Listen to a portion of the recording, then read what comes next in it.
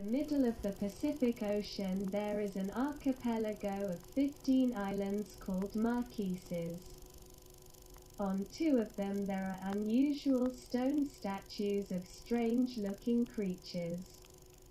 I encourage you to subscribe to The Hangover while waiting for the next episodes.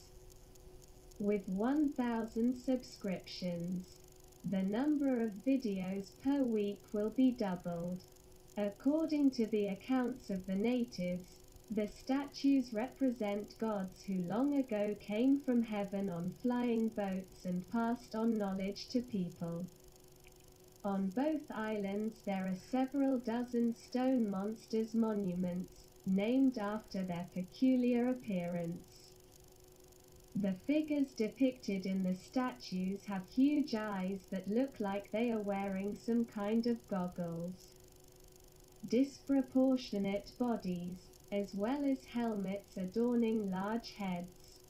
The strange appearance of the creatures depicted on the monuments makes it worth considering whether this is the result of an exuberant imagination or an attempt to reproduce the creatures they saw with their own eyes.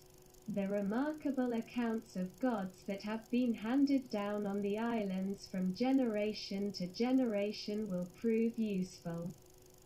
According to the researchers, the Polynesians were the first to reach the Marquesas, but the exact date of this event is unknown.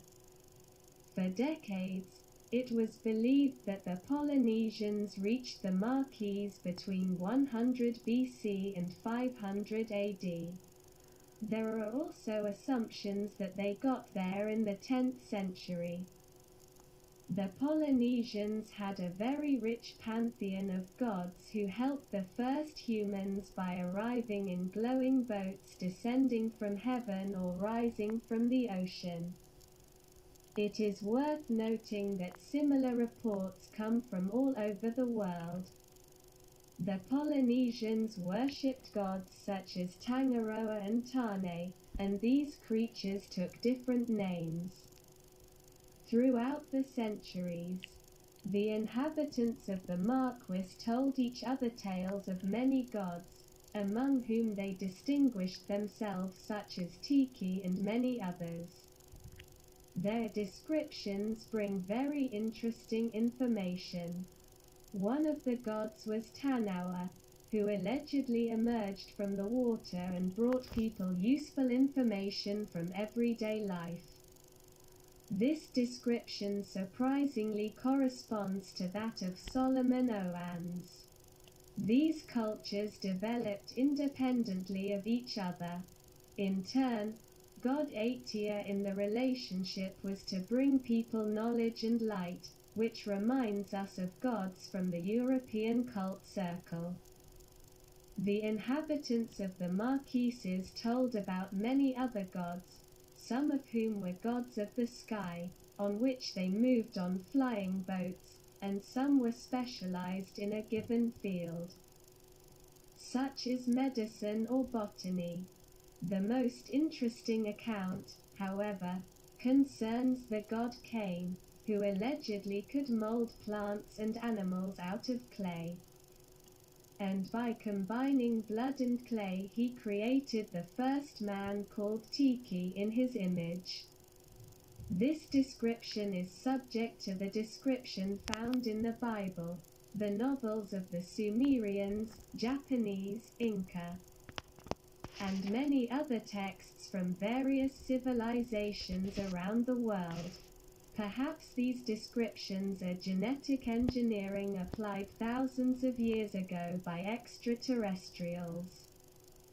According to another version of the story, Tiki was merely a mediator of the gods by means of blood and guilt.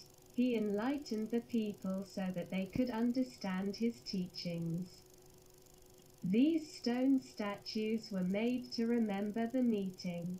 According to accounts, the gods stopped direct visits after some time, but contacted people with the help of priests called Chula. Their task was to convey the will of the gods to the authorities and their subordinates.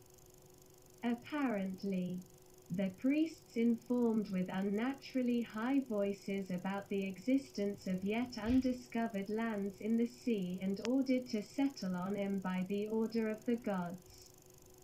Looking at all these accounts, we should ask ourselves whether these events are the result of an exaggerated imagination or whether they actually took place. Were they actually visited by aliens? In this case, we do not have specific descriptions from the text, only oral stories, but the evidence still obliges us to consider such a hypothesis.